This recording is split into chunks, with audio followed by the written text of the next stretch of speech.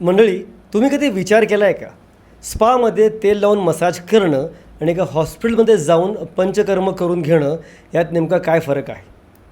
पंचकर्ममध्ये नुसतंच ऑइल लावून मसाज करणं नाही तर बरंच काही आहे. तर ह्याच विषयावर आपण आज चर्चा करणार आहोत. नमस्कार, मी आहे डॉक्टर मुकेश जैन आणि तुम्ही पाहत आहात आरोग्याचा राजमार्ग, आपल्या आरोग्याला योग्य दिशा देणारी आणि तुमच्या आरोग्याची काळजी करणारी एकमेव उत्कृष्ट आरोग्य मालिका. तर मित्रांनो, आपल्या मागच्या भागात आपण रिद्धी मॅडमसोबत बऱ्याच काही चर्चा केली. या भागात आपण परत त्यांच्याही चर्चा करणार आहोत. आजचा आपला विषय आहे पंचकर्म. MJ news sponsored by doctor Hasmukh Gujars, heart beat care centre, दिल से दिल तक. मॅडम, तुमचं पुन्हा एकदा स्वागत आरोग्याच्या या राजमार्गावर. मॅडम, माझा पहिला प्रश्न, आयुर्वेदिक म्हणजे दोष हा शब्द फार वेळा ऐकू येतो आपल्याला. म्हणजे दोष हे नक्की काय प्रकार आहे? काही चूक आहे आपल्या बॉडीमध्ये, नक्की हा दोष म्हणजे काय? तर हा प्रश्न आम्हाला खूपदा येतो की दोष म्हणजे नक्की काय. आणि तुम्ही म्हणताय की वातपित्त कफ, मग हे दोष आहेत तर चांगले आहेत वाईट आहेत काय?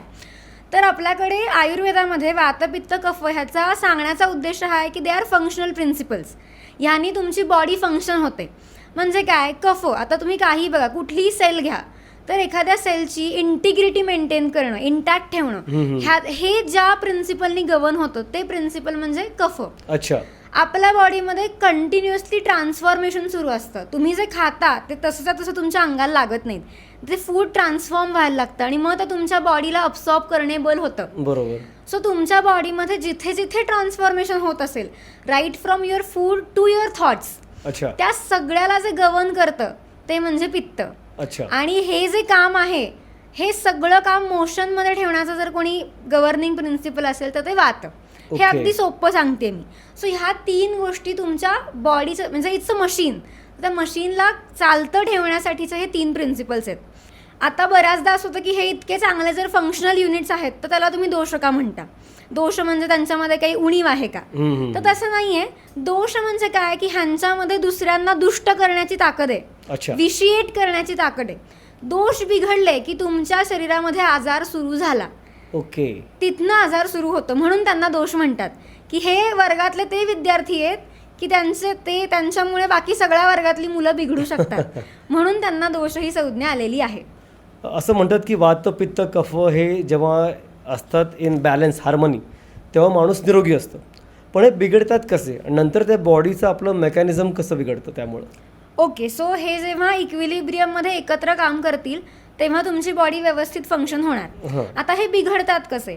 तर वातपित्त कफ हे तिन्ही बिघडायला तुमच्या, आपण 2 भाग करूयात. एक आहे की तुमचं लाईफस्टाईलमध्ये तुम्ही कशा प्रकारचा आहार घेताय, तुमच्या आहारातल्या काय प्रकारच्या आहाराने त्या दोष वाढणार आहेत कमी होणार हे ठरतं.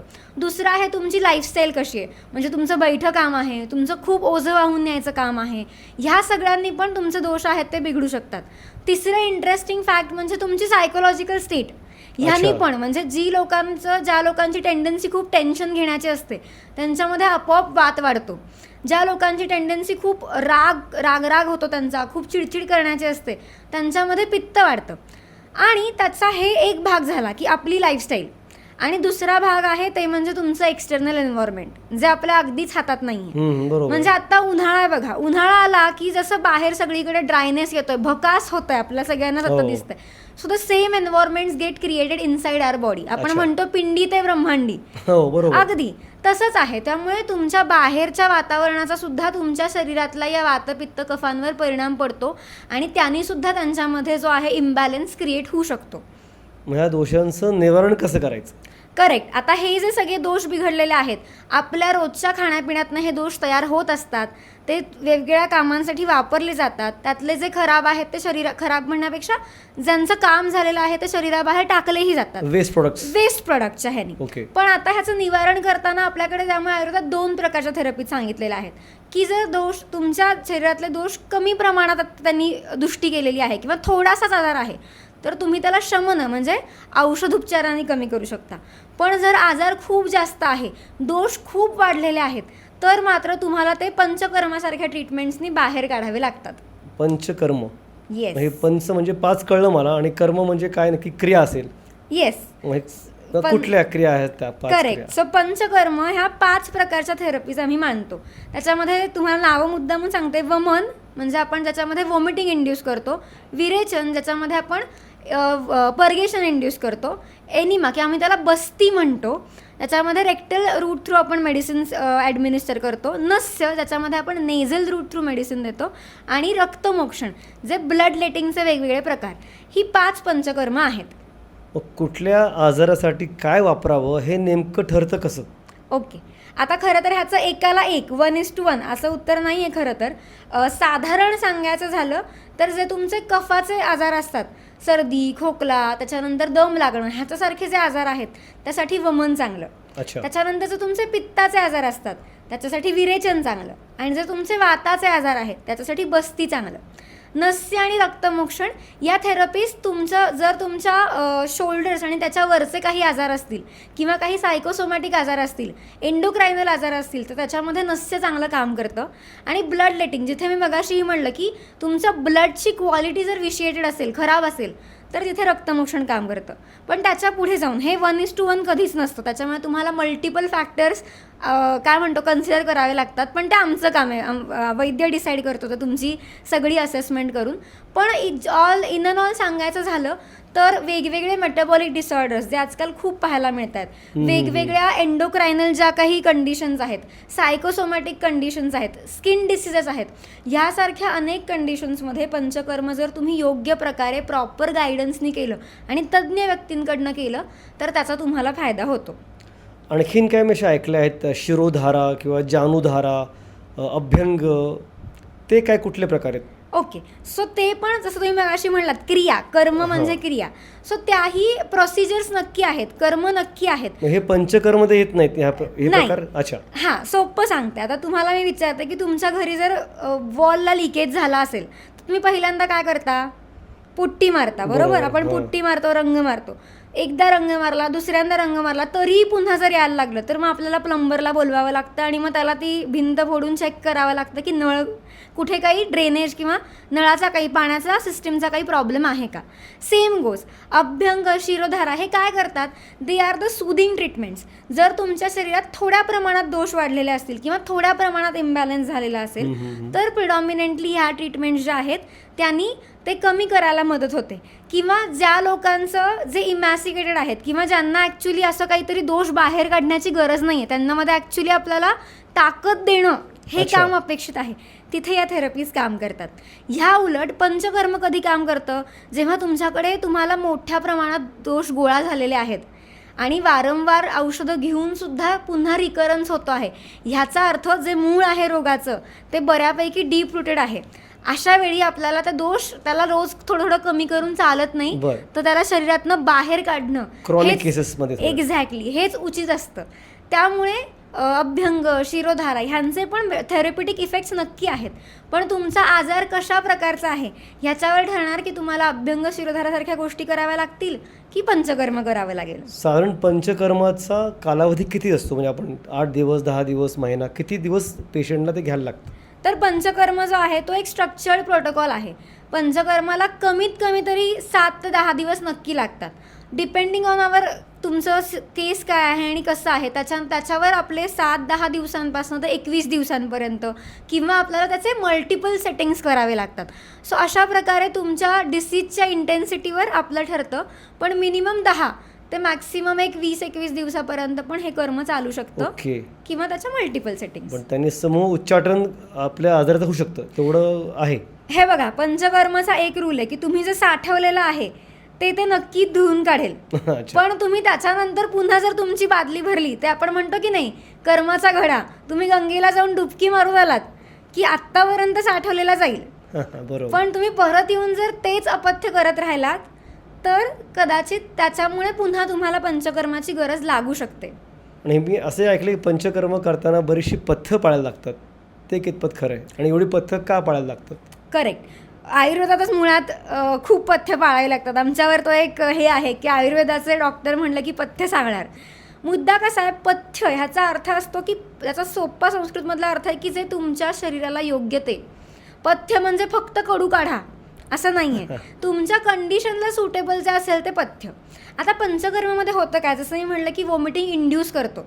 आता तुम्हाला मला काही रोज सवय नाही आहे रोज वॉमिटिंग काढण्याची, बरोबर. पण आपण ते इंड्यूस करतोय, आपण तुमची जी शरीराची फिजिओलॉजी आहे ती अल्टर करतो, जेणेकरून हे दोष शरीरातनं बाहेर पडू शकतील. आपण असं जेव्हा करतो तेव्हा आपल्याला तुमच्या शरीराला एका स्ट्रिक्ट रेजिमेनमध्ये ठेवावं लागतं, जेणेकरून हे पंचकर्म करताना तुमच्या शरीरात त्याच्यावर कुठलाही तोटा होणार नाही किंवा हे करताना तुम्हाला वेगळे कुठले त्रास उद्भवणार नाहीत. त्यामुळे पंचकर्म करण्याआधी सुद्धा तुम्हाला काही रेजिमेन फॉलो करावं लागतं. यू हॅव टू बी, काय म्हणतात त्याला, तुम्ही ॲप्लिकेबल किंवा अर्ह व्हावे लागतं पंचकर्म करण्यासाठी. तुम्ही आल्या आल्या मी पंचकर्म सुरू केलं, यू हॅव बॉडी तयार करायला लागते तुम्हाला. एक्झॅक्टली, बॉडी तयार करावी लागते आणि मगच ॲक्च्युअल पंचकर्म सुरू होतं.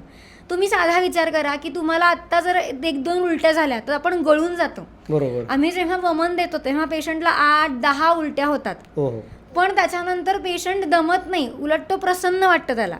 हे का? कारण त्याच्या आधीची जी सगळी मेडिसिन्स थ्रू आणि तो जो प्रोटोकॉल आहे त्याने त्याची काळजी घेतली जाते. त्यामुळे पंचकर्मासाठी तुम्हाला तयारी करण्यासाठी एक रेजिमेन फॉलो करावं लागतं.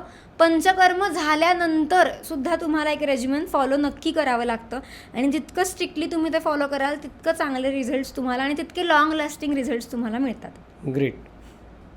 हे पंचकर्म जे आपण डिस्कस करतोय तर नॉर्मल माणसांसुद्धा घ्यायला हवं? हा खूप इंटरेस्टिंग प्रश्न आहे. आमच्याकडे पण बऱ्याचदा हे विचारत लोक येतात.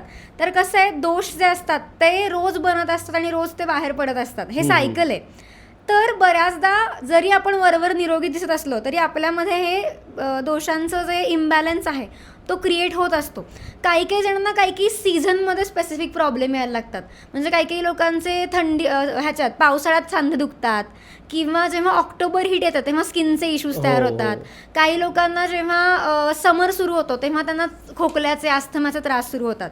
हे होतात कारण ऋतूनुसार तेव्हा दोषांचा इम्बॅलन्स होतो. सो निरोगी माणसांमध्ये पण बऱ्याचदा काही ठिकाणी ही पंचकर्माची गरज भासते.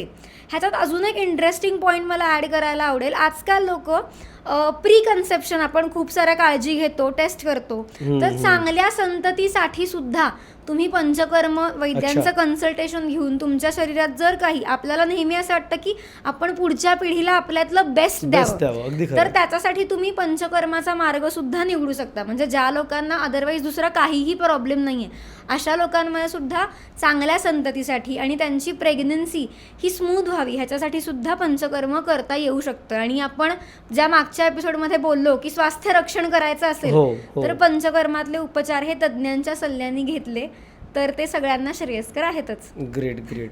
खूप छान झाली मॅडम माहिती. येस, आपलं मागच्या एपिसोड सारखा एक रॅपिड फायर राऊंड आपण घेणार आहोत. करूया.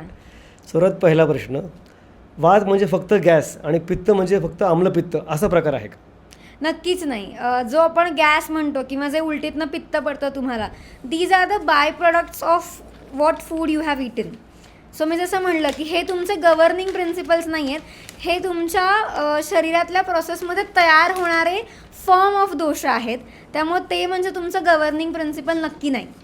It is a form or presentation of वात. पंचकर्म म्हणजे फक्त डिटॉक्स आहे? पंचकर्म आणि डिटॉक्स थोडे कम्पॅरेबल नाही आहेत. पंचकर्मामध्ये तुमच्या अगदी शरीरातल्या सगळ्या वेगवेगळ्या कानाकोपऱ्यातले दोष आपण बाहेर काढतो. तेवढी डेप्थ किंवा तेवढा स्पेक्ट्रम हा डिटॉक्सचा नाही. ओके. एकदा पंचकर्म केलं की ते आयुष्यभर पुरतं? पुन्हा एकदा नाही. एकदा पंचकर्म केलं की तुमच्या शरीरातलेच आत्ता साचलेले दोष बाहेर पडतील, पण जर पुन्हा तुमचं अपथ्य सुरू असेल तर ते तुम्हाला पुरेसं नाही. रक्तमोक्षण म्हणजे अंधश्रद्धा आहे, कितपत खरं आहे?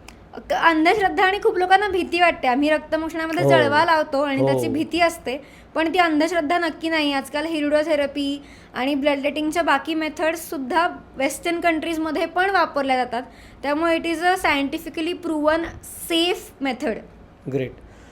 एकदा पंचकर्म केलं की कायमचे आजार बरे होतात, हे कितपत खरं आहे? जसं मी म्हणलं की पंचकर्मानी आजार आपण तुमचे दोष बाहेर काढू शकतो, पण it is not a protection for your life time. त्यामुळे पंचकर्माने आपण तुमचे दोष बाहेर काढतो, पण त्याच्याबरोबर तुम्हाला हेल्दी लाईफस्टाईल फॉलो करणं किंवा वेळोवेळी पंचकर्म करत राहणं हे गरजेचं आहे. Great great. तर मंडळी, आज आपण पंचकर्माबद्दल बरंच काही शिकलेलो आहे. पंचकर्म कोणी करावा, पंचकर्म कसा करतात आणि कसे तुमच्या बॉडीमध्ये दोष हे पंचकर्माने त्याचं निवारण केलं जातं आणि पंचकर्म एकदा आपण केलं म्हणजे कायमचं आपले आजार मिटले असं नाही. आपली शरीर आहे त्यात बिघाड हा सारखा होत राहतो. इंटरनल फॅक्टर्स असतात, बाहेरचे फॅक्टर असतात.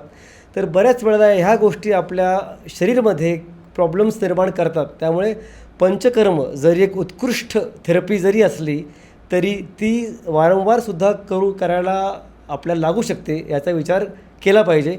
पण ही जी पॅथी आहे, ही जी थेरपी आहे पंचकर्माची, ती माझ्या मते एक उत्कृष्ट थेरपी आहे आणि प्रत्येकाने या थेरपीचा लाभ जरूर घ्यावा असं मला वाटतं. वैद्यांच्या सल्ल्याने ऑफकोर्स सगळ्यात महत्त्वाचं. महत्त्वाचं ते आहे. घरगुती उपचार करू नका, वैद्य आपल्याकडे आहेत आणि मॅडम तर आहेतच काही तुम्हाला हेल्प करण्यासाठी. So madam, thank you so much. आपला दुसरा एपिसोड संपला आहे आणि खूप छान झालेली आज माहिती. आम्हालाही सगळ्यांना कळलं आहे नक्की पंचकर्म म्हणजे काय. सो भेटूया मंडळी पुन्हा आपल्या तिसऱ्या एपिसोडमध्ये.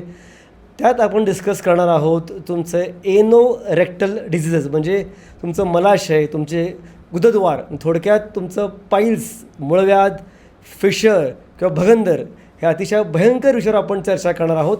तर आपला तिसरा भाग नक्की बघा. पुन्हा भेटूया. बघत राहा आपला आरोग्याचा राजमार्ग. आणि हो, चॅनलला सबस्क्राईब करणं विसरू नका, लाईक करा आणि सगळ्यांना शेअरसुद्धा करा. आणि काही प्रश्न असतील तर कमेंट सेक्शनमध्ये नक्की विचारा. नमस्कार. MJ news sponsored by doctor Hasmukh Gujars, heart beat care centre, दिल से दिल तक.